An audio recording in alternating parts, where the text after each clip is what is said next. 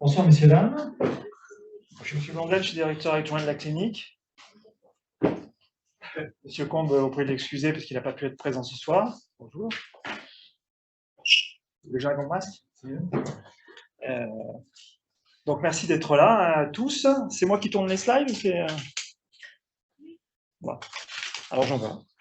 Alors, donc, quelques petits rappels pour démarrer. La campagne Mars Bleu, donc c'est depuis 2016 dans l'établissement. Chaque année, une année de plus, toujours. Nous enregistrons cette vidéoconférence et il y a un site que vous pouvez voir ici, le site l5.care, une chaîne YouTube, les réseaux sociaux. Et cette soirée n'aurait pas pu avoir lieu sans vous tous, sans nos partenaires, notamment cette année, nous avons Eticon et Nexus France. Pour leur soutien, nous les remercions donc qu'à tous et vous aussi. Donc voilà le programme tel qu'il va se dérouler. Le docteur, Madame Laville, va parler du dépistage. Le docteur Gauthier, des intérêts de ce dépistage du cancer colorectal.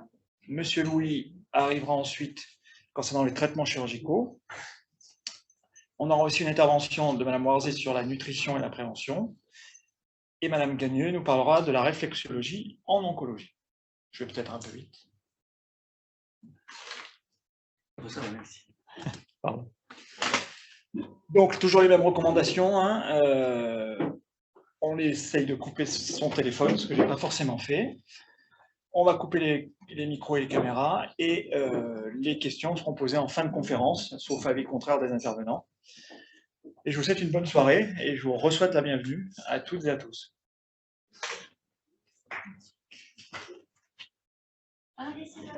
Donc, le premier intervenant, Docteur Laville. Merci. Docteur. Merci. Donc, je vous remercie de m'avoir invité pour pouvoir vous parler du programme de dépistage organisé des cancers. Est-ce que je parle assez près du micro, ça va?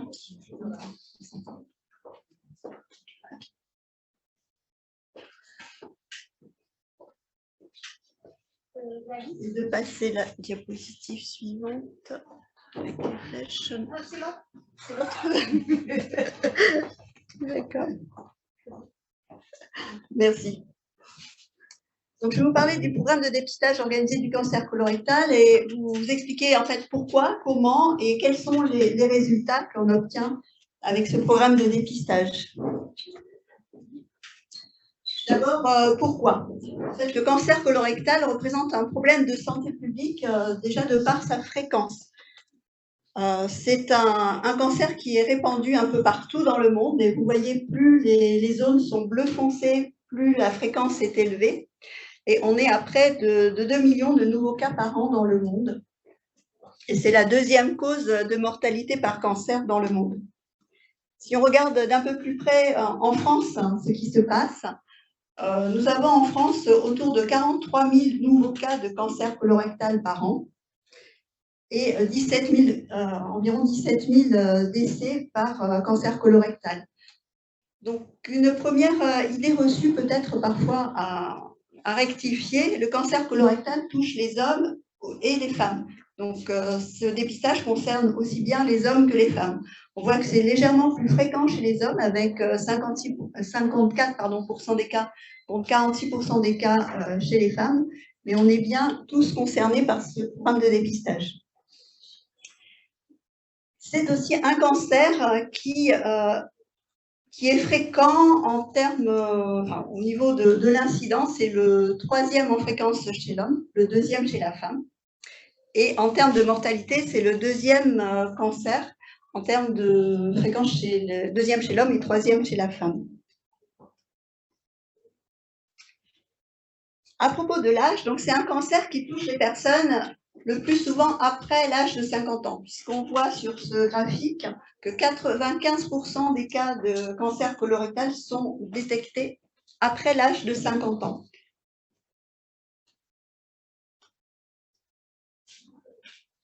Donc, pourquoi on organise ce programme de dépistage? C'est aussi parce que le cancer colorectal, qui est un cancer fréquent, est aussi un cancer qui est décelable à un stade précoce, qui peut durer plusieurs années. Sur ce graphique, vous avez son histoire naturelle. Donc, entre le stade de muqueuse colorectale normale que l'on voit en image sur le tout début du graphique, au stade de cancer colorectal que l'on voit à l'autre extrémité, 10 années peuvent s'écouler. Donc, on a le temps de repérer une lésion, donc un adénome, avant qu'il ne se transforme en cancer et de le traiter de façon précoce. Et même si on arrive au stade de cancer, si on est encore à un stade précoce, dans 9 cas sur 10, il peut être guéri. Et donc, ce graphique vous permet de voir que lorsque on détecte un cancer à un stade limité, local, la survie relative à 5 ans est de plus de 90%. Malheureusement, si on arrive un peu plus tard, on le découvre à un stade avancé, les chances de survie à 5 ans s'amenuisent.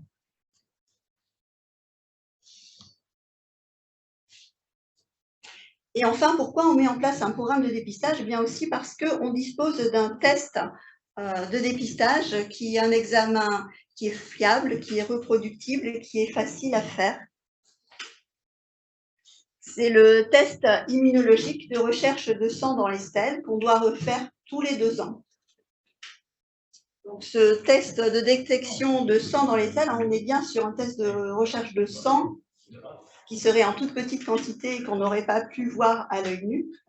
Ça nous permet de savoir que dans ce cas, il va falloir faire une coloscopie pour savoir quelle est la lésion qui a pu saigner. Je passais un petit peu vite, pardon. Donc, comment est organisé ce dépistage? Là, c'est une diapositive qui est un petit peu dense. Tout ça pour vous montrer qu'il y a plusieurs niveaux d'organisation. Au niveau national, 3 organismes en particulier s'occupent de ce programme de dépistage. Donc, l'Institut national du cancer pour le pilotage opérationnel, la mise en place de l'animation des réseaux, des campagnes. Peut-être que je peux vous le montrer comme ça, avec la souris si elle est. Je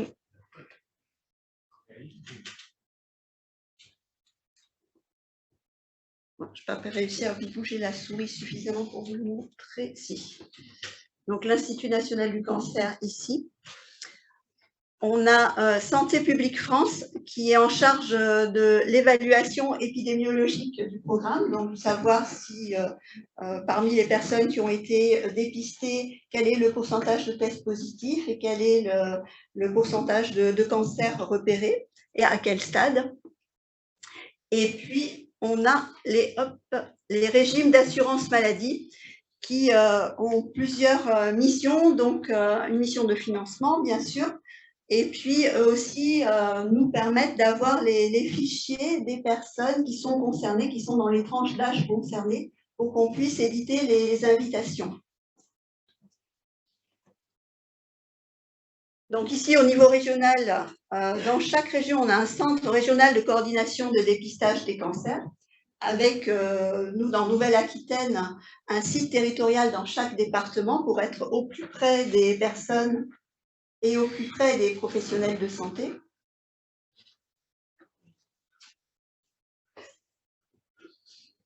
Et puis au niveau local, donc on travaille avec les professionnels de santé qui vont assurer les consultations, les soins, le suivi, et puis avec les populations concernées à qui on va envoyer des invitations.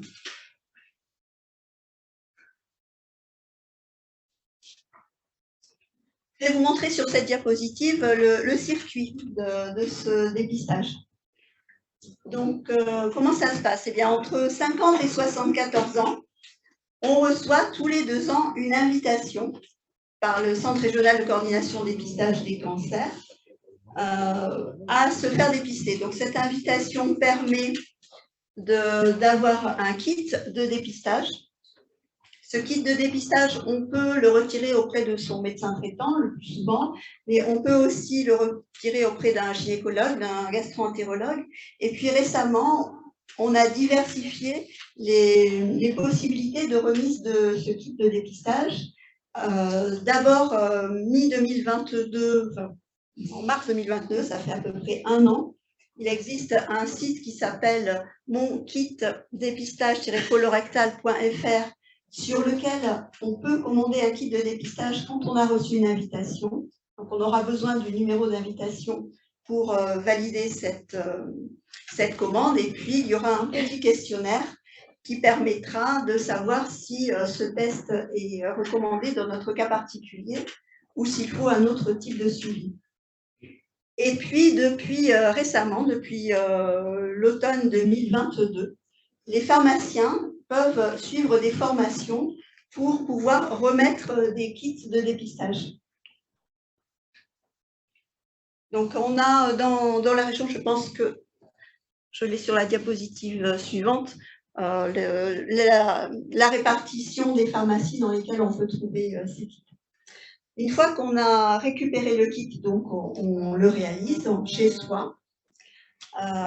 On envoie le test fait par courrier au laboratoire et le laboratoire envoie le résultat. Donc le résultat est renvoyé sous environ 15 jours à la personne qui a fait le test et au médecin qui a été indiqué sur la fiche d'identification qui a été remplie quand on a fait le test.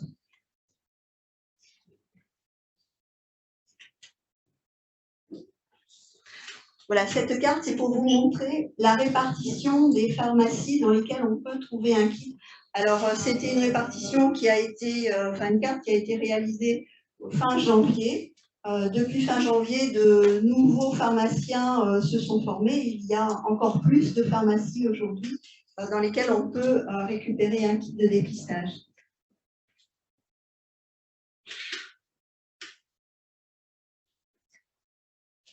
Cette diapositive, c'est pour vous montrer à quoi ressemble le kit de dépistage qu'on reçoit. Donc, c'est une enveloppe bleue avec une information importante au verso, c'est la date de péremption du test. Donc, il faut bien regarder la date, s'assurer qu'elle ne soit pas dépassée avant de faire le test. Et puis, quand on ouvre cette enveloppe, on a le kit qui est en 3 volets, donc les volets qui sont ici. Dans le premier volet, on a un mode d'emploi de ce test. Dans le second volet, on a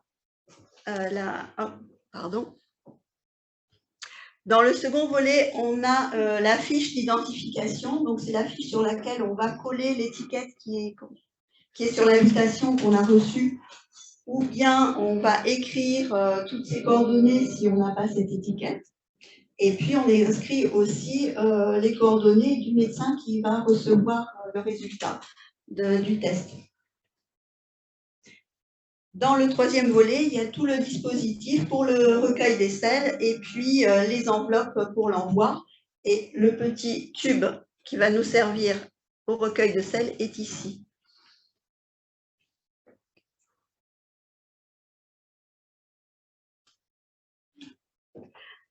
Quelques mots maintenant de participation. En général, en France, sur la période 2020-2021, on avait 34,6% de participation et on est, avec des variations pas très importantes d'une année sur l'autre, à peu près un peu plus d'une personne sur 3 en France qui réalise ce test. Dans le Lot-et-Garonne, on avait un petit peu plus, on était à 37,1% sur cette période, mais ça reste encore à améliorer pour permettre une diminution de l'incidence et de la gravité de ce cancer.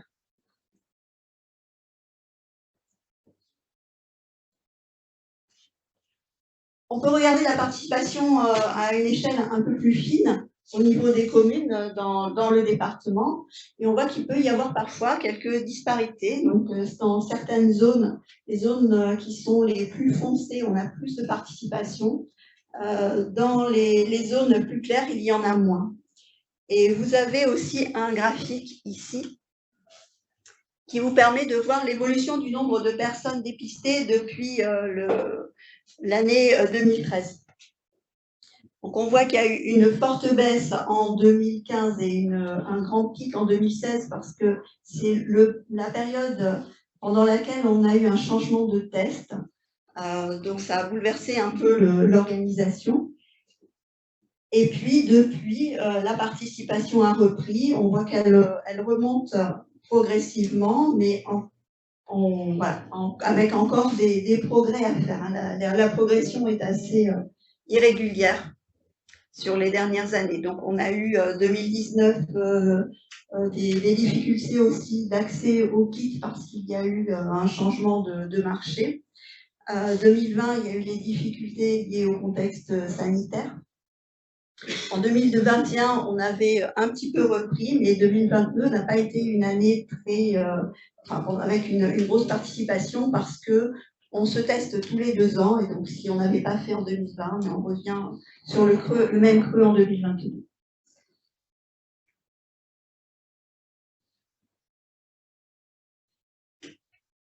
Ça, c'était les flèches qui vous indiquaient les événements sur cette période.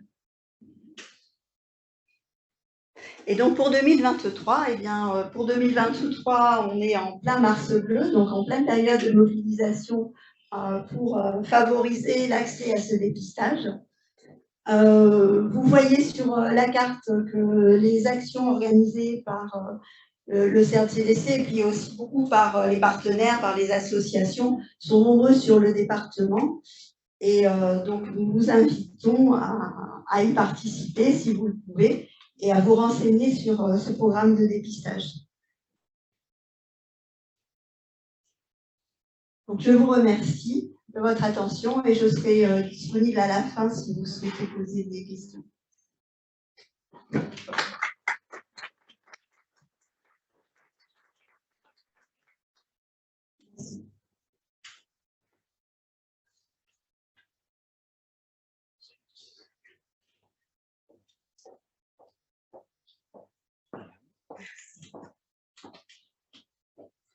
Bonsoir. C'est celui-là. D'accord. Voilà. Vous avez... Moi, je suis docteur Gauthier, Gastro-entérologue. Je participe donc au dépistage comme praticien pour faire les explorations digestives. Beaucoup d'informations vous ont été données par Madame Lavie. J'en reprendrai quelques-unes, peut-être simplifiées. Voilà, vous avez entendu 43 000 cancers du côlon en France. C'est la 2e cause de mortalité chez les 2 sexes. 17 000 cas. 17 000 décès par an, c'est trop. Donc il faut qu'on dépiste, comme vous l'a dit Madame le docteur Laville, pour trouver des lésions avant qu'elles soient devenues cancéreuses, ou trouver des lésions cancéreuses de bons pronostics, car peu évoluer.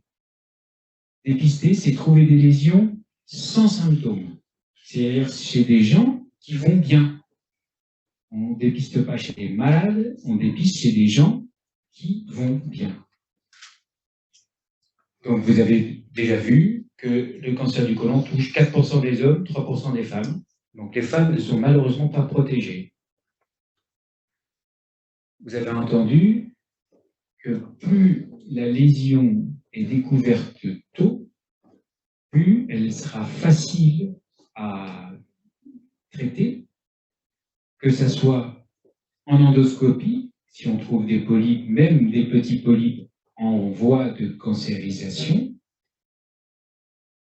Quand les lésions sont plus grosses, elles sont opérées par les chirurgiens, dont 2 sont présents dans la salle. Malheureusement, si on les découvre plus évoluées, il faudra associer à ces traitements soit une chimiothérapie, soit une radiothérapie. Et on est dans un contexte beaucoup plus grave. D'où l'importance du dépistage, qui est de trouver des lésions précoces, soit avant qu'elles se cancérisent, soit très petites pour pouvoir être traitées plus facilement et plus efficacement. Donc il faut trouver des lésions qui ne parlent pas, des lésions qu'on ne connaît pas. Traitement plus simple, meilleure survie, moins d'agression pour les patients. Tout est important pour faire diffuser et accepter ce test de dépistage, qui est très simple à faire. Vous l'avez vu. Un petit bout de plastique introduit dans une selle qu'on envoie par la poste. C'est pas agressif, c'est pas dangereux, c'est facile à faire par n'importe qui. Et par expérience personnelle, parce que je l'ai fait déjà 3 fois, le test est facile à faire et parfaitement expliqué. Donc c'est pas compliqué. Quand j'entends « j'ai pas le temps de le faire », je ne vous crois pas. Dépister, c'est donc trouver des lésions qui n'entraînent aucun symptôme. 2 moyens. Principalement le test de dépistage qu'on vous a expliqué, proposé, et à laquelle il faut répondre. Le Lot-et-Garonne est champion d'Aquitaine du test de dépistage. Il a toujours été, il l'est encore. Mais on était nettement meilleur avant. On répondait jusqu'à 48%.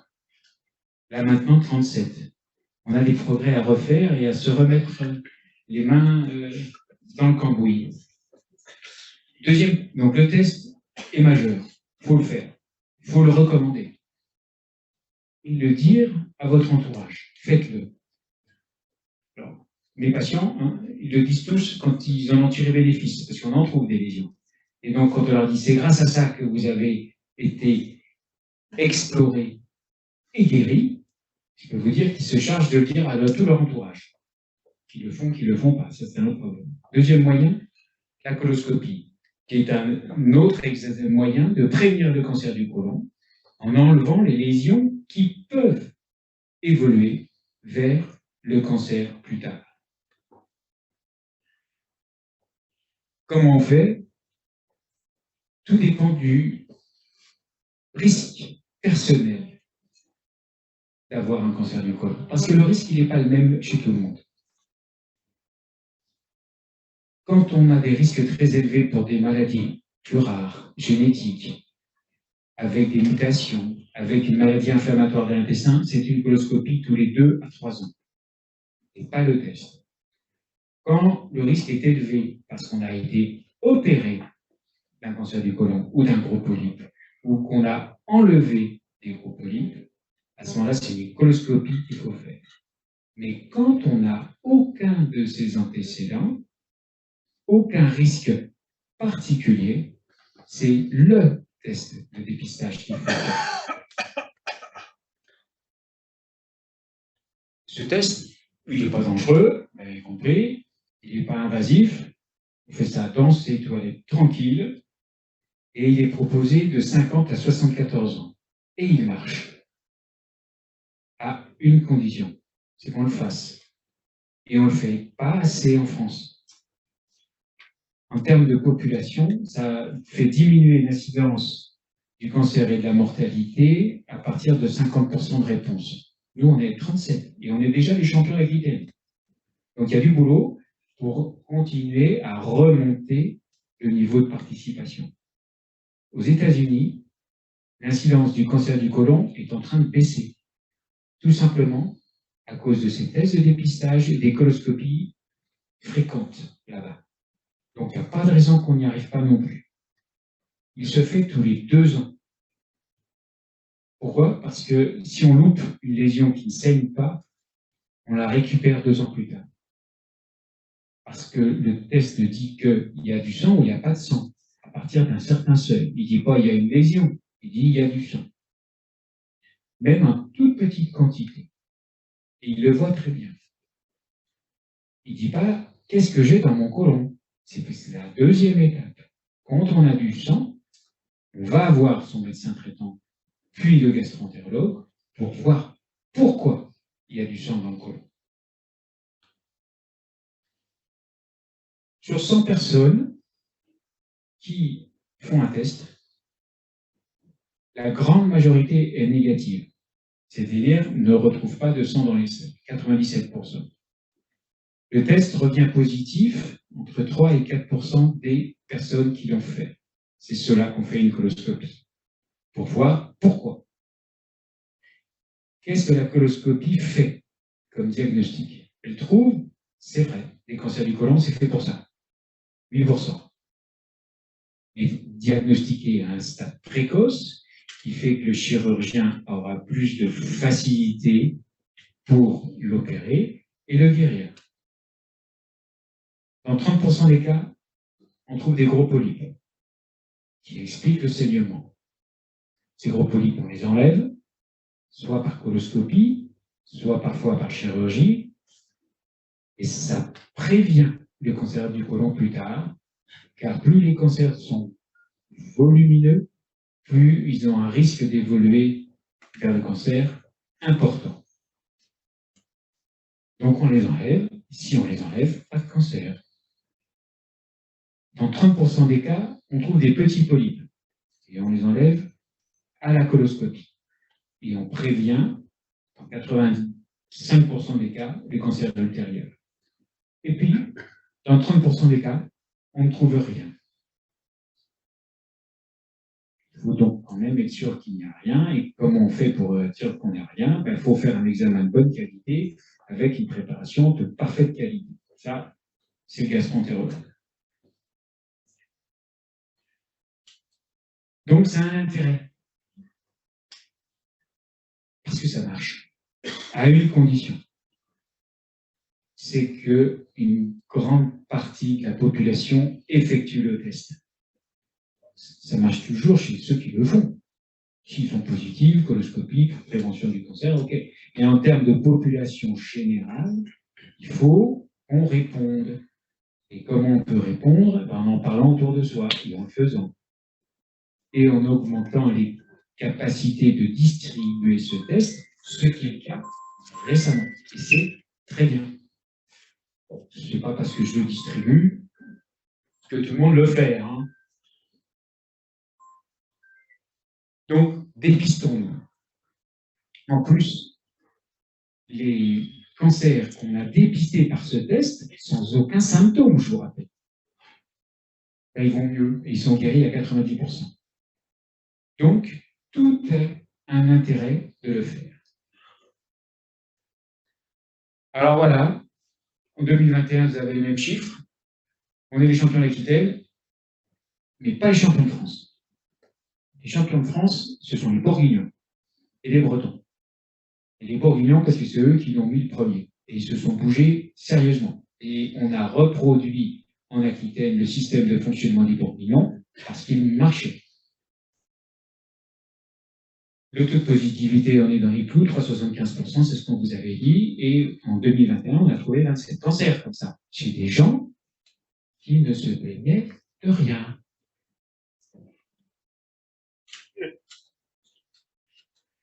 On peut faire une coloscopie de dépistage, c'est plus compliqué. Ça répond à une deuxième question, qui est, ai-je des lésions dans le côlon? Ce n'est pas tout à fait la même question que l'autre. Dépistage, ça veut dire coloscopie sans symptômes. On ne le fait que s'il y a un risque supérieur à la population normale, élevé ou très élevé en fonction des antécédents dont je vous ai déjà parlé. Pourquoi on ne le fait pas plus facilement? D'abord, parce que c'est un peu plus compliqué.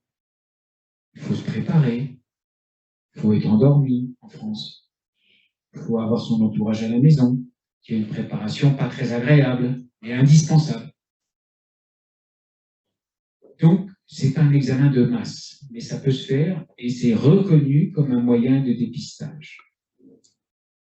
Mais derrière, le test de dépistage de masse. 11% des coloscopies en 2016 étaient des coloscopies de dépistage. Et ça marche. Ça prévient le cancer du côlon dans 85% des cas. Mais ça se fait dans des cadres différents. Alors, la coloscopie de dépistage chez les risques élevés, là, c'est autre chose. On est dans un contexte où les gens sont suivis par des gastroentérologues, par des chirurgiens. Donc, ceux-là, ils viennent. Parce qu'ils ont déjà eu plusieurs coloscopies. Certains, ça commence à l'âge de 20 ans. Hein. Et ils font une coloscopie tous les 2 à 3 ans. Et c'est indispensable. parce qu'ils ont une maladie spéciale, génétique ou autre, familiale, qui font qu'ils ont vu toujours leur papa ou leur maman mourir d'un cancer du côlon, qu'on ne sait pas la grande-tante en même temps, et le cousin germain. Donc, ceux-là, ils viennent, tous les 2 à 3 ans. Mais c'est dans des cadres particuliers. Et on contrôle également les coloscopies quand elles ont permis de découvrir et d'enlever des gros polypes. Ceux-là, on les contrôle à 3 ans et régulièrement parce que le risque persiste. Mais si la coloscopie est normale, on n'en fait pas tout le temps. Hein. On en fait tous les 5 et maintenant 7 ans. Parce qu'on s'est aperçu qu'il ne se passe pas grand-chose. 3 ans si c'est une grosse lésion, ou déjà en train de se bouger, 5 ou 7 ans sinon. Risque très élevé, c'est les polyposes, c'est très particulier, c'est des formes très particulières de maladies intestinales. C'est des gens qui sont déjà suivis en gastroentérologie, ou toute la famille peut être suivie en gastroentérologie, et cela, alors là, c'est tous les 2 à 3 ans d'une manière très rigoureuse, par coloscopie, parce que problème particulier, et non par test. Le test sera largement insuffisant. Je vous ai de citer des maladies particulières, mais c'est des maladies rares, hein, soit inflammatoires, soit surtout des polyposes juvéniles, des polyposes génétiques. Alors, une coloscopie, c'est quoi?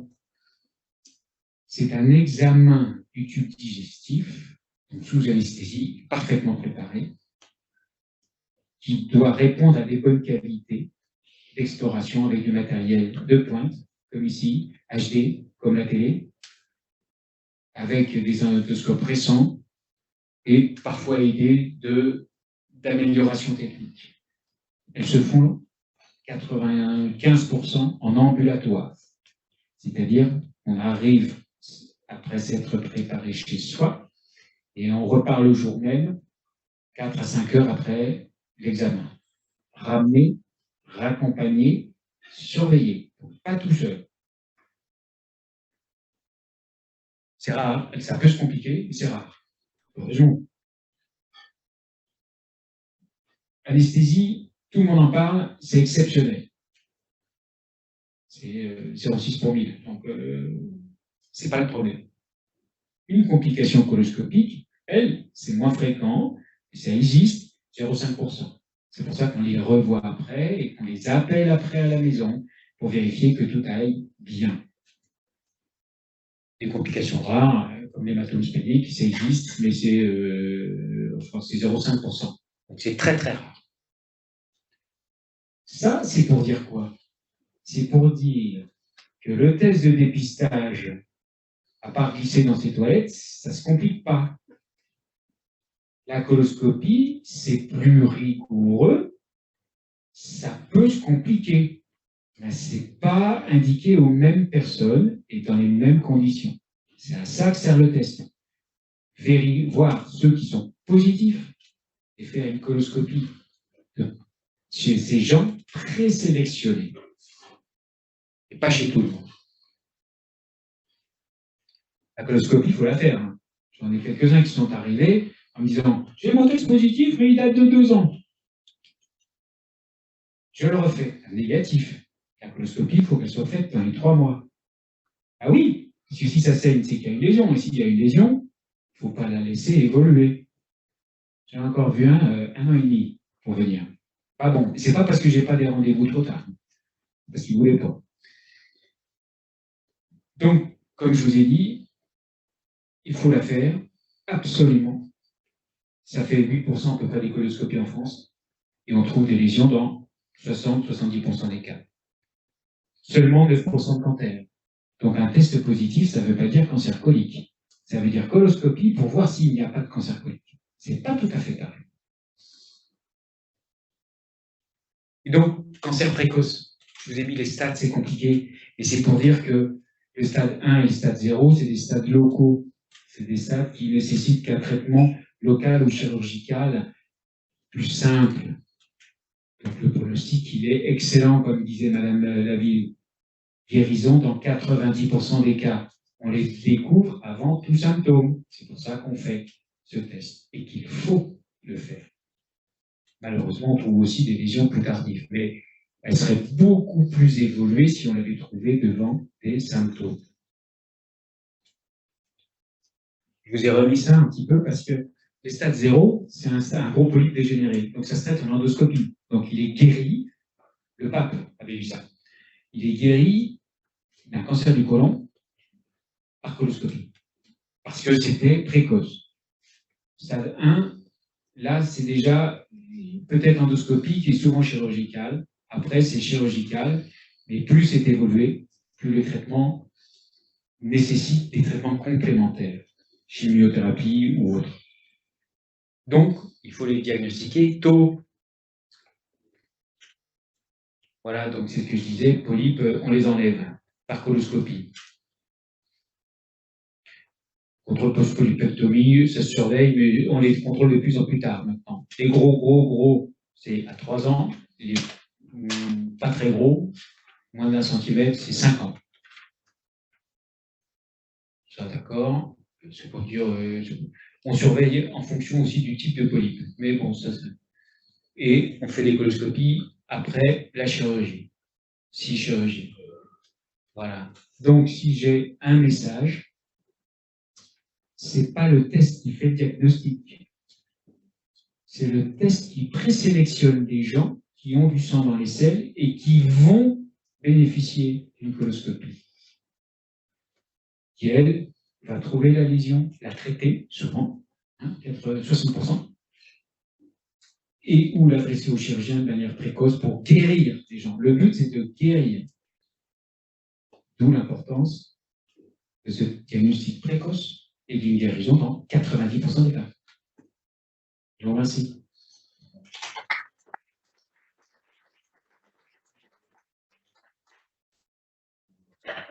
Bonsoir. Alors moi maintenant, je suis le chirurgien, le docteur Louis. Donc en fait, on a parlé depuis le début du dépistage. En fait, la première chose, c'est pour éviter de venir me voir à moi. Donc là, je vais vous parler maintenant du traitement chirurgical. Alors, on a tous vu le graphique. Le cancer colorectal, c'est une maladie des pays développés. On le voit en rouge sur la carte. Tout à l'heure, c'était en bleu pour Mme Laville.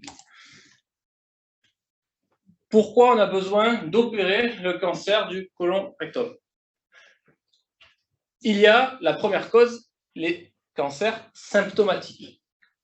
Un cancer, un polype, il évolue de manière irrémédiable en grossissant, en saignant ou en bouchant l'intestin. Donc ce sont les conséquences qu'on va avoir lorsque ça apparaît. L'occlusion intestinale, avec des vomissements, le transit qui s'arrête, des saignements, des hémorragies, et ensuite cette tumeur peut s'infecter, faire des abcès. À ce moment-là, on est obligé d'intervenir en urgence. Il faut savoir que la chirurgie, c'est le seul traitement curatif des cancers invasifs. C'est le seul moyen de les enlever en totalité. C'est aussi le seul traitement préventif des lésions déjà un peu évoluées, découvertes à la coloscopie, comme nous en parlait, des polypes qui deviennent un peu plus gros.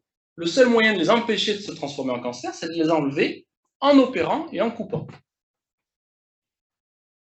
Il y a des fois, lorsque l'endoscopiste a enlevé une lésion, elle est analysée, ça il n'en a pas parlé, mais le résultat, à la fin, il dit qu'il y en avait une petite tumeur.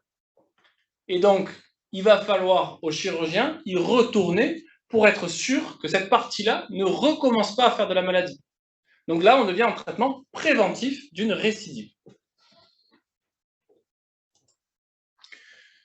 Là, c'est le dessin pour montrer l'évolution de la tumeur. D'accord? Ça commence toujours par la muqueuse ici. Et en grossissant, elle va descendre et envahir la paroi, sous la muqueuse, les muscles de l'intestin, puis la paroi, l'enveloppe lacéreuse. Et plus elle va descendre, plus elle va être grave. Plus on la prend en charge précocement, plus on peut la guérir. Si elle est à ce stade superficiel de la muqueuse, c'est là qu'on le guérit à 90% avec la chirurgie, les traitements endoscopiques et tout ça. Par contre, si on attend, elle va descendre, envahir la paroi, Là, on n'est plus qu'à 60% de guérison. Et si elle atteint, elle dépasse la paroi et elle va envahir les ganglions au-delà, là, vous voyez que la guérison descend à 30%. Le pronostic est vraiment différent. Ça, c'était rapidement sur les lésions superficielles enlevées par l'endoscopiste. Le polype, c'est un petit bourgeon. Il peut se transformer de la partie haute et va grossir en descendant pour aller envahir la paroi. S'il est juste à la pointe, l'endoscopiste, en l'enlevant à la base, c'est fini, c'est guéri. Par contre, si l'envahissement descend, ce qu'on appelle au pied, même s'il a enlevé, il a risqué d'avoir coupé à cet endroit-là. Donc le chirurgien doit y retourner pour enlever la base, la cicatrice du polype. Ça, c'est d'autres formes de polypes qui sont plans. Il n'en a pas parlé, mais il y a deux formes. Il y a les bourgeons et il y en a qui sont tout plats sur l'intestin. Ils sont donc plus difficiles à enlever. Et donc, pareil, leur envahissement fait qu'à un certain stade, il faut qu'on aille les enlever en totalité avec le reste de la paroi. Qui dit côlon dit un peu d'anatomie, pour vous montrer où est le côlon. D'accord.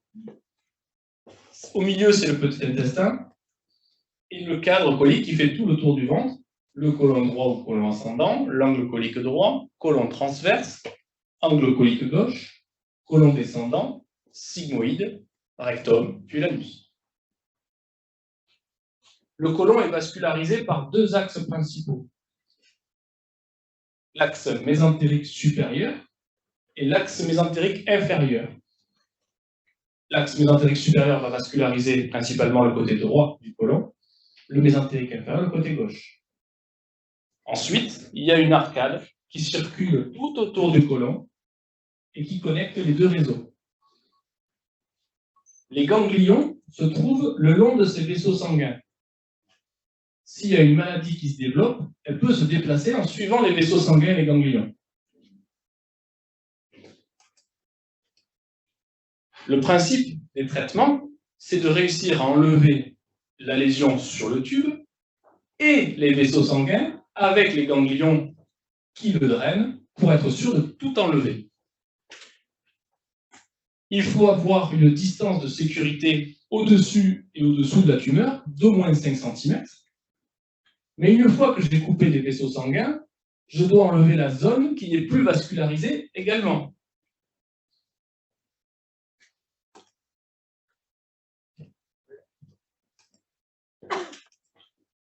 Voici ce que je vais devoir enlever pour enlever une lésion ici, du côlon droit. Il va falloir couper le petit intestin ici et le côlon ici, parce que je vais couper les vaisseaux sanguins à cet endroit-là, pour enlever toute cette partie-là. Même si la lésion fait qu'un centimètre, 5 mm, je dois enlever tout ça.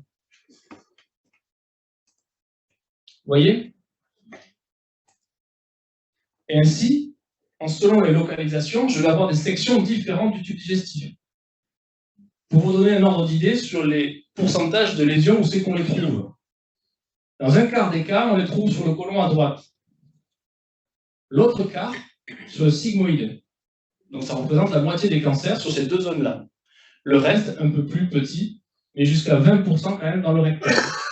Donc les trois zones principales où on va trouver des cancers, c'est le côlon droit, le sigmoïde et le rectum.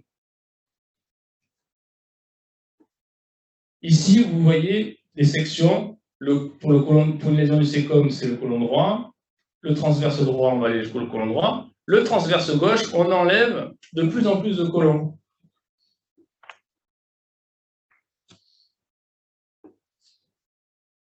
Alors, on a développé des techniques modernes pour faire ces chirurgies.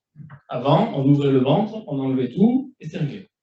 Maintenant, on utilise le minimum avec la célioscopie, les petits trous et la caméra, avec des images comme pour l'endoscopie de qualité. On peut même avoir de la 3 dimensions, avec les lunettes, pour voir en 3 dimensions lors de l'opération. Bien sûr, tout le monde a entendu parler du robot, qui nous permet d'aider à mieux disséquer, à mieux opérer. On peut même faire ce qu'on appelle des injections de fluorescéine dans le sang, et avec la caméra, on voit ce qui est vascularisé et ce qui ne l'est pas. On a même des techniques, je n'ai pas mis d'image, où on peut faire de la chirurgie par voie endo-anale, c'est-à-dire qu'on n'a plus besoin, on peut enlever les lésions du rectum en passant par l'anus sans avoir à ouvrir. Une fois qu'on a coupé le tube digestif, comment on fait pour rétablir la continuité, pour que le transit fonctionne?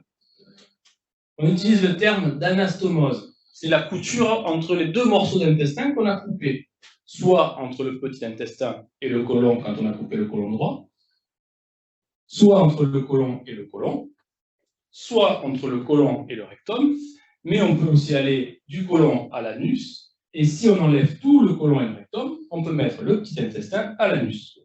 On a plusieurs façons de faire. Pour rétablir cette continuité, soit on fait des coutures à la main avec du fil, c'est l'anastomose manuelle ici, soit on utilise des machines qui vont nous permettre d'agrafer et de couper en faisant la suture directement. Quand on parle de chirurgie colorectale, la première chose qui vient à l'esprit de tout le monde, c'est la fameuse poche, la stomie. C'est l'abouchement de l'intestin à la peau. Elle n'est pas systématique. Si on l'a fait avec le petit intestin, on l'appelle iléostomie. Si on l'a fait avec le côlon, on l'appelle colostomie. On l'a fait surtout lorsqu'il y a un risque pour nos sutures. Si elles ont un risque de lâcher dans le ventre, on peut faire que les selles sortent avant à l'extérieur pour ne pas fuir à l'intérieur du ventre. Et donc, on va surtout les faire dans les urgences, occlusion, hémorragie, dans des maladies inflammatoires sévères, des patients dénutris, des patients sous corticoïdes, etc. Donc, c'est vraiment spécifique. Il y a une autre maladie où on va le faire de manière systématique, c'est si le polype ou le cancer se situe à moins de 7 cm de la marge anale. Donc, si c'est des tumeurs qui sont très basses, c'est une région anatomique, on a obligé de protéger parce que ces coutures-là sont celles qui fuient le plus souvent. Une poche, majoritairement des cas, elle est transitoire. Elle aide juste à la cicatrisation de la rétablissement de continuité et on la referme en moyenne dans les 3 mois qui suivent l'opération. Elles peuvent être définitives pour certaines personnes si le cancer est trop bas, sur l'anus par exemple, ou si la personne est trop âgée pour avoir une chirurgie lourde de rétablissement de continuité. On entend beaucoup parler de ce terme RAC, récupération améliorée après chirurgie. C'est le principe de rester le moins longtemps possible hospitalisé après une chirurgie lourde. Donc là, on a plein de moyens. On reste à jeun au solide, c'est-à-dire pas d'aliment solide 6 heures avant. On va boire un peu d'eau sucrée 2 heures avant l'intervention, donc on n'est plus à jeun depuis 24 heures comme on pouvait voir avant. On va limiter les perfusions, on va réchauffer les patients, mettre des antibiotiques, tout un tas de techniques, des antalgiques, nourrir rapidement, on ne fait pas de purge, on ne fait pas de poche, on ne met pas de drain, on lève les patients dès le soir même ou le lendemain matin de l'opération. On va même réalimenter, commencer à boire le jour même ou le lendemain matin de l'opération. Donc on accélère les choses. Ce qui nous permet d'avoir des sorties en moyenne à J4, J5 après l'opération, donc 4 à 5 jours après. On a même des possibilités dans certains centres de faire ce qu'on appelle le one-day surgery, c'est-à-dire qu'on reste une nuit, voire même des centres commencent à faire de l'ambulatoire pour la chirurgie colorectale. Vous voyez qu'on a réduit les hospitalisations. Il y a 40 ans, on restait 3 semaines hospitalisés pour un cancer du côlon. Qui dit chirurgie et cancer dit critères de qualité. On est surveillé, on a besoin d'une autorisation pour réaliser ce genre de chirurgie. Les critères sont définis par les autorités. Il faut au minimum faire 30 interventions par centre par an pour pouvoir avoir cette accréditation, à savoir que la clinique Esquirol-Saint-Hilaire en réalise plus de 100 par an. Il faut qu'il y ait une prise en charge multidisciplinaire, c'est-à-dire qu'il y ait plusieurs spécialistes qui s'occupent de ce cancer. C'est pour ça qu'on a le centre de coordination de cancérologie, On a des réunions de concertation pluridisciplinaire pour valider les protocoles et les prises en charge. On a un pôle de cancérologie avec un plateau technique complet qui nous permet de faire chirurgie, chimiothérapie, dépistage, radiothérapie, anatomopathologie, psychologie, assistante sociale. C'est ça, le plateau. Concernant la résection, l'ablation de la pièce, il faut avoir au minimum 12 ganglions à analyser pour être sûr qu'ils ne sont pas malades et avoir des marges saines.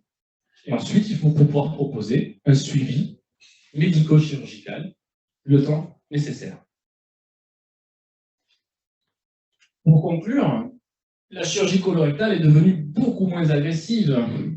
On a des techniques mini-invasives, on hospitalise moins longtemps les patients, mais c'est la seule qui permet de guérir du cancer en cas de lésion infiltrante ou en cas d'absence de résecabilité par voie endoscopique. Les indications, elles tendent à diminuer grâce au dépistage, puisque plus on dépiste tôt, plus les lésions sont petites et moins il y a besoin de nous. Mais attention, il faut toujours s'écouter. S'il y a du sang dans les selles, c'est pas normal. S'il y a des problèmes digestifs, un transit qui change, c'est pas normal. Il faut participer à ces dépistages. Il ne faut pas retarder les consultations. C'est ça le message, c'est de ne pas retarder une consultation pour un problème digestif. Merci.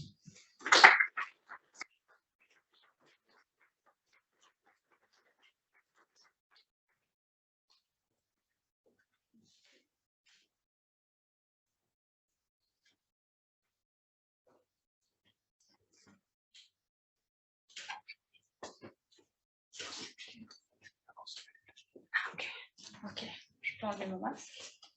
Bonsoir à tous. Moi, je suis diététicienne et je vais vous parler de prévention en nutrition et de l'alimentation post-opératoire dans le cadre du cancer colorectal.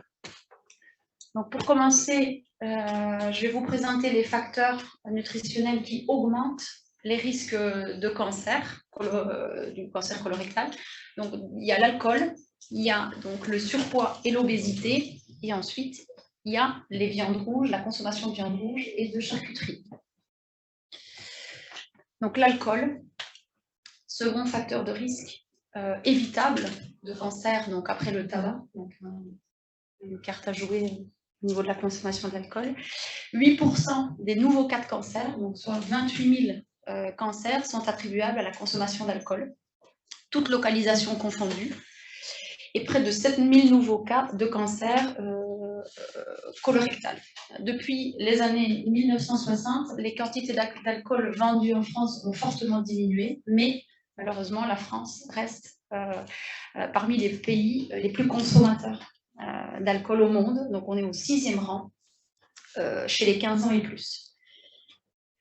Par quel mécanisme? D'abord par la production d'un métabolite de l'éthanol, qui est génotoxique, qui est l'acétaldéhyde, en augmentant la perméabilité des muqueuses des voies aérodigestives supérieures, notamment en favorisant le développement de pathologies hépatiques et en agissant sur certains récepteurs hormonaux. Les recommandations aujourd'hui en France, c'est maximum 2 verres d'alcool, donc soit maximum 20 grammes d'alcool par jour et pas tous les jours. Ça représente un risque plutôt faible et qui reste acceptable au niveau de la consommation. Donc voilà ce que représente 10 grammes d'alcool. Donc c'est un verre de vin, donc de 10 centilitres, un verre de pastis, donc une dose de 2,5 centilitres,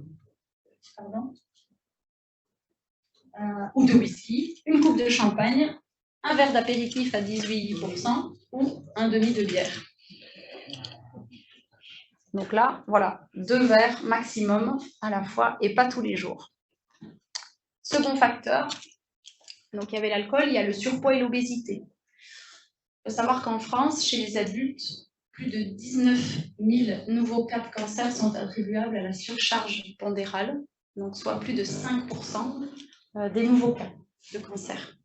Le cancer du sein et le cancer colorectal sont les plus fréquents parmi les cancers qui sont attribuables à la surcharge pondérale aujourd'hui.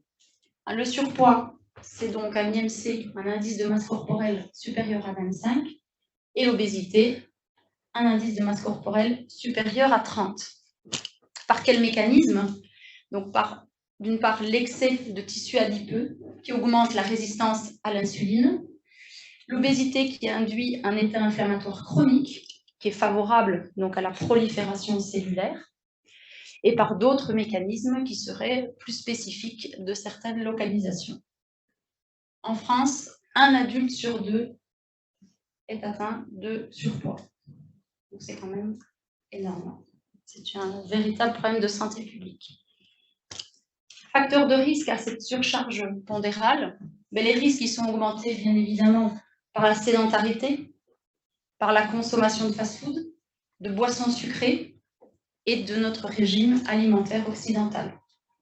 Les risques les facteurs de risque qui vont diminuer seront diminués par, évidemment, donc, plus d'activité physique, notamment la marche, l'activité modérée à élevée, une alimentation riche en fibres et un régime de type méditerranéen. Facteur de risque, troisième facteur de risque, la consommation de viande rouge et de charcuterie.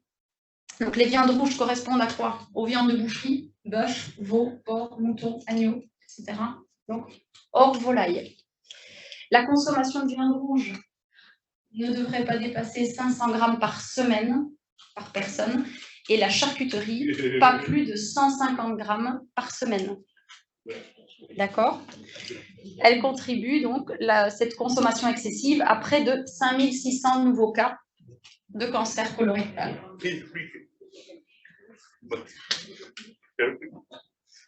Alors, quels sont les mécanismes qui peuvent développer donc, ce problème de cancer? Donc, c'est par la production de composés nitrosés cancérogènes, par la production de radicaux libres et de cytokines pro-inflammatoires liées à un excès de fer héminique, par l'apport de sels nitrés, surtout dans les charcuteries, et par la production de déchets qui sont liés à la cuisson à haute température. En France, 40% des hommes consomment plus de 500 grammes de viande par semaine, de viande rouge, et 25% des femmes. Donc la consommation est vraiment très élevée. Quels sont maintenant les facteurs qui peuvent diminuer le risque de cancer? Alors, d'une part, vous avez des aliments d'origine végétale et riches en fibres, donc les fruits, les légumes, les légumineuses, les céréales complètes, tout ce qui est produits céréaliers complets, les produits laitiers et ensuite l'activité physique. L'activité physique, on n'en parlera pas puisqu'on parle de nutrition, mais évidemment, on recommande une activité physique régulière. Donc, les aliments d'origine végétale riches en fibres, donc comme je vous disais, fruits, légumes, légumineuses, légumes secs, céréales complètes. D'accord? Je vous ai mis les légumes de saison. Voilà, respectez aussi la saisonnalité si possible. Donc, à consommer régulièrement. Alors, quel mécanisme? C'est par la réduction, évidemment, de l'hyperinsulinisme, de l'insulinorésistance, par la réduction des concentrations d'hormones stéroïdiennes circulantes, par la réduction du temps du transit intestinal, de l'exposition au côlon des cancérogènes présents dans la lumière colique. Les fibres sont à l'origine de la production d'acides gras à chaîne courte qui sont dotés de propriétés anti-inflammatoires et anti-prolifératives. Et ensuite en exerçant des activités antioxydantes et en stimulant votre système immunitaire. L'exposition en France, seuls 13% des Français consomment au moins les 25 grammes de fibres recommandées par jour. Donc il faut absolument augmenter la consommation de fruits, de légumes et de produits céréaliers complets. Les produits laitiers. Donc les produits laitiers sont aussi recommandés. Par quel mécanisme? Par l'apport en calcium qui pourrait en partie expliquer donc l'effet potentiellement protecteur des produits laitiers parce qu'il régule la production de l'hormone parathyroïde, d'accord, qui intervient dans la multiplication cellulaire. Ensuite, par les bactéries lactiques qui sont contenues dans les produits laitiers qui pourraient également expliquer cet effet protecteur. 2 produits laitiers par jour sont recommandés en France. Voilà. Et on voit que à peine un adulte sur 4 en France consomme les 2 produits laitiers recommandés. Les recommandations nutritionnelles, donc évidemment, limiter la consommation d'alcool, être physiquement actif, limiter la consommation de fast-food et de produits transformés, maintenir un poids de santé, est très important également, limiter donc la consommation de viande rouge et de charcuterie, augmenter la consommation des céréales complètes et des fibres, limiter les boissons sucrées et ensuite évidemment se faire dépister. Proportion des cancers liés aux principaux facteurs de risque. Donc, on disait que l'alcool était le deuxième facteur de risque augmentant le risque de cancer, donc ça représente quand même 8%. Ensuite, une alimentation déséquilibrée, 5,4%. Surpoids, 5,4%. Et ensuite, on part sur d'autres facteurs de risque. Donc, comme on voit, ils sont quand même prédominants.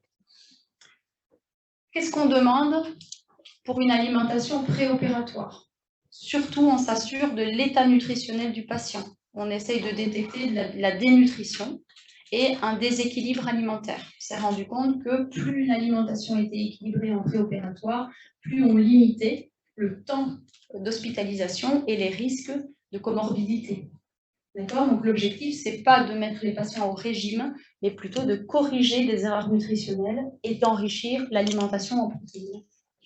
Donc, d'avoir une alimentation équilibrée, bien tolérée, plus ou moins enrichie en protéines en fonction du patient, mais pas de régime strict, pas de purge, comme on disait, pas de régime. Alors, il peut y avoir du régime sans résidus pour des patients qui ont des problèmes d'occlusion et des patients qui n'ont pas de problème de transit. On garde une alimentation équilibrée. On essaye de demander aux patients d'arrêter toute consommation d'alcool 1 mois avant l'intervention pour favoriser la cicatrisation, de bien s'hydrater. Et pour certains patients, on supplémente avec des compléments nutritionnels oraux 7 à 10 jours avant l'intervention si on détecte effectivement une dénutrition. L'alimentation post-opératoire, donc elle sera progressive. Et comme vous le disait le docteur Louis, elle est assez immédiate. Donc dès la salle de réveil, on essaye d'hydrater le patient. Et dès son retour en chambre, en fonction de son état, s'il n'y a pas de nausée, s'il n'y a pas de difficulté particulière, on peut commencer une réalimentation. Alors d'abord, de l'eau, du thé, du café, des bouillons, de la compote, et très progressivement, enfin pas très progressivement, tout de suite, on réadapte. Donc, bouillon, compote au premier repas qui suit l'intervention, bouillon, pâte, compote au second repas, et ensuite, régime sans résidus jusqu'à reprise du transit. Une fois que leur transit est repris, on remange de tout équilibré. Donc, il n'y a pas de changement alimentaire nécessaire ensuite. Et voilà. Merci de votre attention.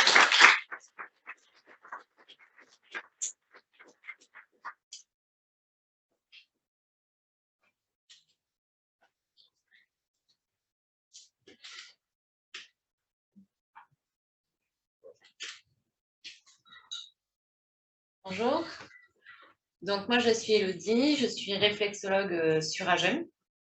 Donc je vais vous parler surtout des bienfaits de la réflexologie. Des bienfaits de la réflexologie. Merci.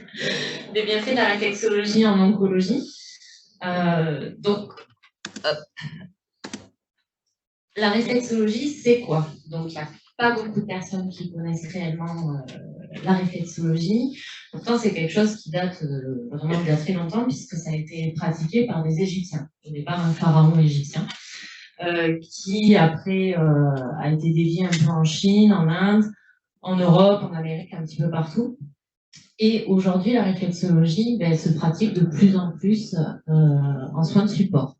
Donc, comme la diététique, la psychologie, les socio-esthéticiennes, etc.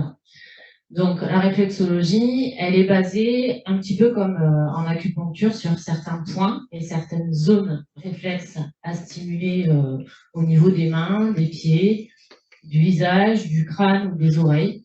Il existe plusieurs zones donc, qui représentent notre corps. Et le fait d'aller stimuler ces zones va aider un petit peu notre organisme par les flux nerveux à s'équilibrer un peu par lui-même et à soulager les patients qui ont des effets suite au traitement. Donc, la réflexologie, donc ça permet d'apaiser pas mal de tensions psychologiques, puisqu'on le sait, lors des annonces et lors des traitements, il y a quand même un impact important sur les patients. Donc, on va soulager pas mal au niveau psychologique, mais également au niveau des symptômes qui sont liés à la chimiothérapie et à la radiothérapie. Donc, on les connaît, la majorité des symptômes. Ça va être tout ce qui est nausées, vomissements, perte de cheveux, troubles digestifs, on en parle beaucoup ce soir. Voilà, mais il y a quand même pas mal de symptômes qui sont associés à ces traitements. Donc, en soins de support. Les soins de support donc, correspondent bien à l'ensemble des soins et au soutien nécessaire aux personnes malades, donc parallèlement au traitement spécifique contre la maladie. Donc, j'insiste sur le fait que c'est un accompagnement à la médecine traditionnelle, ça ne substitue en rien la médecine traditionnelle, c'est vraiment un petit peu la cerise sur le gâteau, on est là pour accompagner les personnes en besoin et essayer de faire en sorte que leur traitement soit le moins compliqué possible pour eux et pouvoir les soulager un petit peu. Donc, on va pouvoir agir sur différentes choses. On va pouvoir agir sur la gestion du stress, la gestion de la douleur, sur les effets secondaires, donc comme les nausées, les vomissements, les reflux, les maux de tête, les picotements qu'ils peuvent avoir aussi dus au traitement en chimiothérapie ou en radiothérapie, dans les mains, dans les pieds, ces effets cartonneux qu'ils peuvent avoir aussi au niveau des articulations, tout le stress que ça peut engendrer, les problèmes de peau qu'ils peuvent avoir aussi avec les rayons. Voilà, donc il y a pas mal de choses sur lesquelles on peut agir en réflexologie. L'avantage, c'est que c'est pas du tout invasif, c'est quelque chose d'assez doux et qui va apporter beaucoup de réconfort puisque c'est un contact touché. Donc moi, j'aime bien rappeler en général aux patients que le contact touché, c'est un des premiers contacts qu'on développe lorsqu'on est. On a tendance à nous faire du pot à pot avec nos enfants. Donc c'est quelque chose qui est quand même assez apaisant. Quand vous allez réconforter quelqu'un, vous allez le prendre dans vos bras, vous allez le toucher, vous allez lui tenir la main. Là, on va faire un petit peu le même principe, tout en ayant une partie thérapeutique, en travaillant ces différentes zones et ces différents points. Donc, il y a déjà, par exemple, en pharmacie, vous pouvez trouver des bracelets anti-nauséeux qui existent, constituent donc à 3 doigts à la pliure du poignet, avec une espèce d'acupression en fait à ce niveau-là, on va placer au niveau des 2 poignets. Donc ça, c'est de la réflexologie aussi. On va travailler ces différents points, ça s'avère vraiment efficace en plus sur les patients. Donc moi, j'ai tendance à le montrer également en structure de soins aux patients qui ont des troubles au niveau de l'estomac, qui ont des nausées, des vomissements importants dus au traitement. Et quelques semaines après, je les retrouve et ils me disent que c'est vraiment efficace. Donc ça vient pas de moi, c'est pas pour vendre un projet, c'est quelque chose qui se voit dans la réalité et sur le terrain. Donc la réflexologie, ça peut se pratiquer en cabinet, à domicile et en milieu hospitalier, donc toujours avec l'accord des soignants, bien évidemment. On peut y avoir recours pendant, on peut y avoir recours après, mais on peut y avoir recours aussi avant, en prévention, pour essayer de préparer le patient à aborder sa maladie, à aborder les traitements, à être prêt et à pouvoir mieux ingérer tout ce qui va se passer par la suite. Donc généralement, ce sont des soins qui vont durer à peu près 30 minutes pour éviter de fatiguer trop les personnes qui sont déjà bien assez sollicitées. Mais si ils sont dans un état correct et qu'ils ont les conditions qui leur permettent, on peut aller faire un soin jusqu'à 1 heure. Donc 1 heure de papouille, je peux vous dire qu'on ressort, on est très détendu. Donc ce qui est bon à savoir, les patients, donc on ne le dit pas assez, à mon goût, ils peuvent avoir droit à des prises en charge de quelques séances par certaines associations qu'on a sur la Genève et ailleurs, au niveau national aussi. Donc aujourd'hui sur Agen, on a quand même plusieurs associations qui participent énormément à la lutte contre le cancer et qui font des actions, qui prennent en charge des actions de réflexologie aussi, pour pouvoir soulager et accompagner ces patients en parallèle de la médecine traditionnelle. Donc les proches, eux aussi, on a tendance à un peu les oublier, mais ils peuvent également bénéficier de ces soins. C'est quelque chose qui va leur permettre d'être dans de meilleures conditions pour pouvoir aider le malade, parce qu'il n'y a pas que le malade. Donc les séances de réflexologie n'empêchent pas votre traitement de fonctionner et n'augmentent pas la toxicité. Elles aident simplement donc le corps à se rétablir plus vite et les ganglions lymphatiques ne sont pas touchés directement. Donc en fait, on va essayer d'agir sur l'état psychologique, ça on l'a compris, mais on va aussi travailler sur l'élimination des toxines, sur le fait d'auto-réguler un petit peu notre corps. Donc, le saviez-vous, ça c'est la petite info des chiffres, parce que moi j'en ai pas beaucoup. Donc les pieds, on retrouve 7200 terminaisons nerveuses sur les pieds, donc ce qui est quand même assez important pour la surface qu'on a. Enfin, je sais pas vous, mais moi j'ai pas les grands pieds. Et au niveau des mains, on va retrouver à peu près 3000 terminaisons nerveuses. Donc c'est aussi énorme. Sur les mains et sur les pieds, on va retrouver un petit peu tous les systèmes.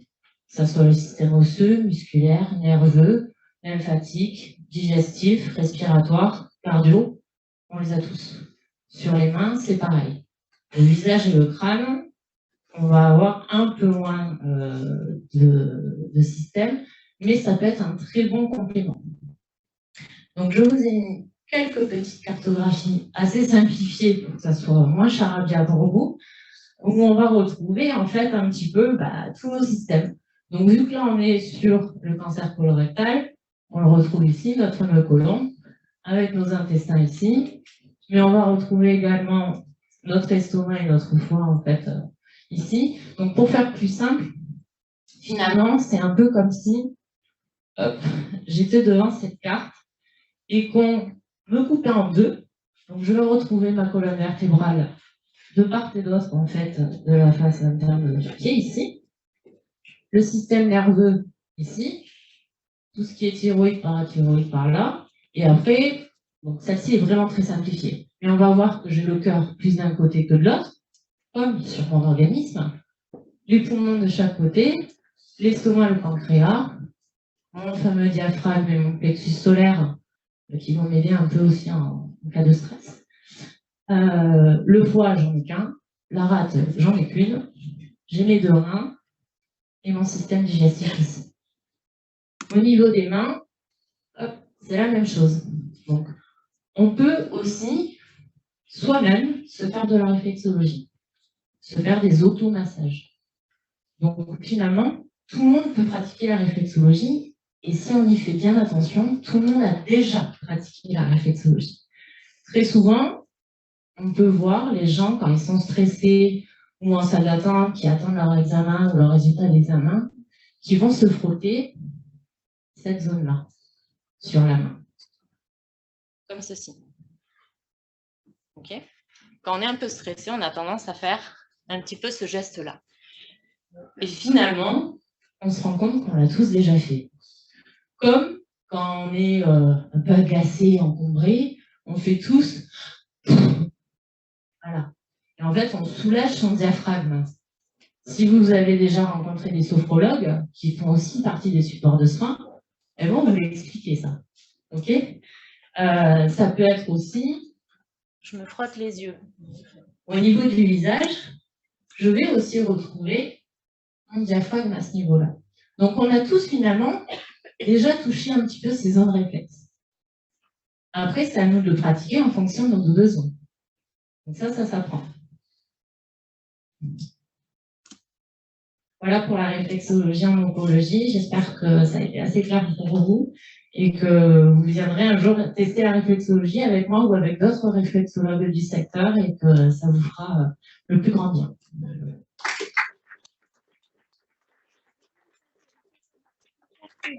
une main plutôt que l'autre ou les deux? Non, il faut faire les deux.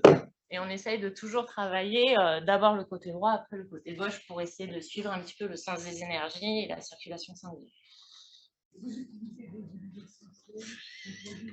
Alors ça, c'est de l'aromathérapie, c'est encore autre chose. Je pratique l'aromathérapie, mais quand je fais des soins en oncologie, je n'utilise absolument pas d'huile essentielle puisque c'est interdit. Donc, je vais avoir tendance à pratiquer soit avec du talc, soit avec de l'huile neutre, comme de l'huile d'amande douce, mais absolument pas d'huile essentielle. Et on fait plus souvent le pied ou les mains en réflexologie? Alors, il y a beaucoup de gens qui ont des appréhensions pour les pieds, qui me disent « Ah là là, je suis chatouilleux ». Donc, bizarrement, les gens sont un peu sadiques parce que même s'ils ont tendance à avoir peur d'être chatouilleux, ils font quand même les pieds, majoritairement. Après, sur les structures de soins, quand ils sont enchambrés, par exemple, en chimiothérapie, où ils sont 3 par pièce, il y en a, ils vont être un peu pudiques, ils vont préférer qu'on fasse les mains d'abord. Par contre, quand on se revoit quelques jours après, là, ils veulent faire les pieds. Une fois qu'ils ont goûté, ils n'ont plus peur. Mais en général, oui, on va essayer de faire les mains, c'est plus abordable. Et ça me permet à moi aussi de leur montrer comment s'auto-manipuler pour pouvoir poursuivre en dehors des soins avec moi et continuer en fonction de leurs besoins. Alors après les séances, il faut sur des interventions, c'est comme une intervention pour dire que la réflexologie va apporter. Alors ça, c'est complètement aléatoire. On a tous une réceptivité différente. C'est-à-dire qu'il y a des personnes qui, en une séance déjà, vont avoir des bienfaits. Vont me dire que déjà, ils se sentent mieux, plus apaisés, plus détendus, que ça a déjà agi un petit peu sur leur organisme. La moyenne, je dirais que c'est 3 à 4 séances. Voilà. Si je dois faire une généralité, 3-4 séances, déjà, ça suffit pour commencer à bien ressentir les effets de la réflexologie. Monsieur a une question? Alors en fait, c'est vrai que moi je sens rien au niveau des jambes. Comment ça se passerait du coup? Est-ce que ça aurait des effets quand même sur les pieds? On a des effets quand même parce ça que marcherait quand même. Les terminaisons sont quand même là. C'est comme quelqu'un à qui on va enlever la rate, c'est pas pour ça que je peux pas travailler la zone réflexe de la rate. Il y a des personnes, si on reste dans le thème de ce soir, à qui on enlève une partie de l'intestin ou du côlon, je vais quand même travailler toute la zone et ça va quand même jouer sur cette partie-là. Après, si en effet, c'est pas une zone qui sent, parce qu'en étant en fauteuil, on ne peut pas forcément sentir ses membres inférieurs, on peut travailler les mains pour qu'il y ait un effet détente quand même, parce qu'il faut que ça soit aussi agréable.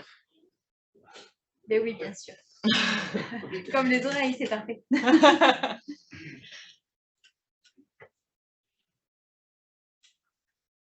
Et par rapport aux mains, en fait, il y a parfois des situations étranges quand les mains deviennent bleues ou blanches à cause du froid.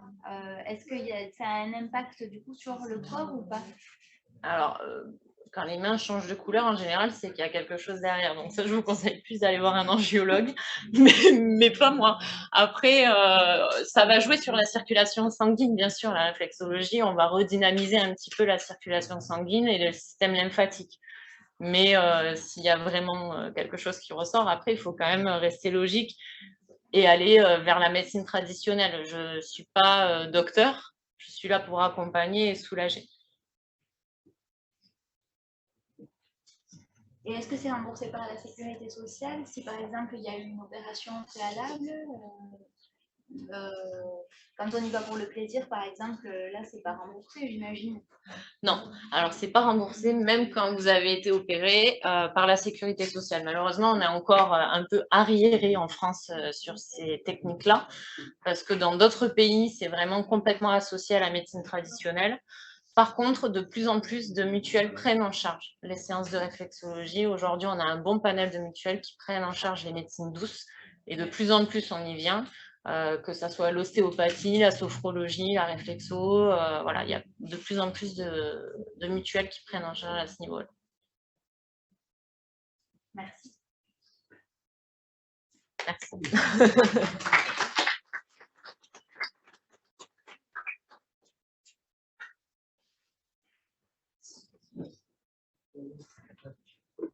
Bonsoir.